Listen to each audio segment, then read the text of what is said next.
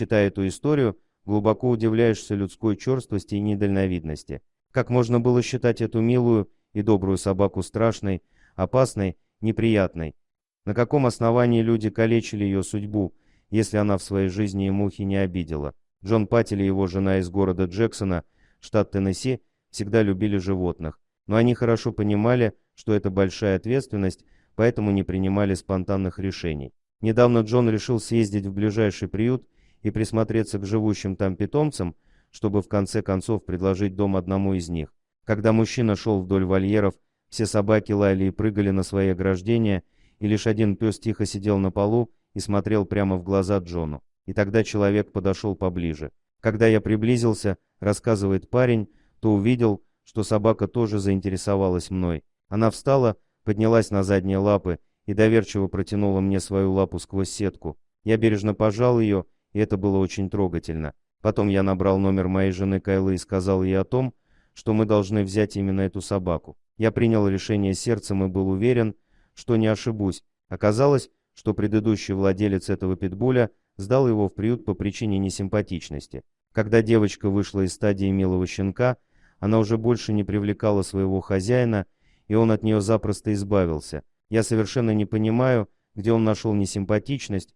Ей право, возмущается Кайла. Как для питбуля, ее мордочка просто очаровательна. А уж какой у нее любящий и преданный характер, вы не представляете. Нет на свете объекта, которого бы наша Элли не полюбила, будь то чужой человек с плохим настроением или какой-нибудь старый прокушенный теннисный мяч. Она обласкает всех, она просто полна радости и позитива. Тем не менее, семья Паттель жалуется на то, что люди предвзято относятся к их питомцу. Когда они выводят ее погулять, идущие навстречу прохожие даже переходят на другую сторону улицы, лишь бы не пройти мимо питбуля. Всему виной предрассудки, которые велят остерегаться агрессии этой породы, специально выведенные для убийства. Вы только дайте шанс. Самый интересный момент этой истории состоит в том, что Джон успел вовремя. Настоящее чудо привело его тогда в приют, потому что вечером того же дня бедную Элли должны были усыпить. Когда глаза человека и животного впервые встретились, Элли оставалось жить не более пары часов,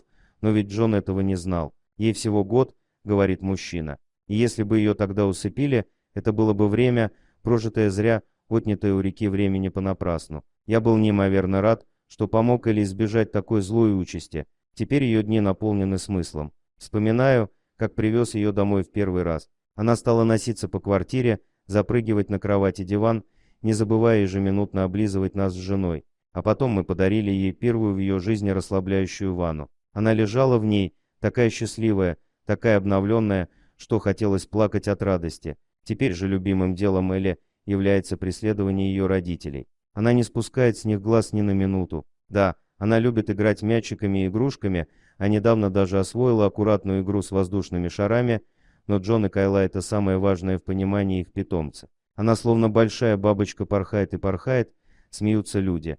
Кто-то от нее шарахается, кто-то бормочет ругательства, другие просто боятся, она не понимает этого, хочет всех обнять. Супруги уже не мыслят своего дома без милой Элли. Она часть их семьи, поэтому они всем рекомендуют брать из приютов самых отверженных и обиженных жизнью собак. Дорогие друзья, если вам понравилось видео, поставьте лайк, а также подписывайтесь на канал, где найдете еще много интересного.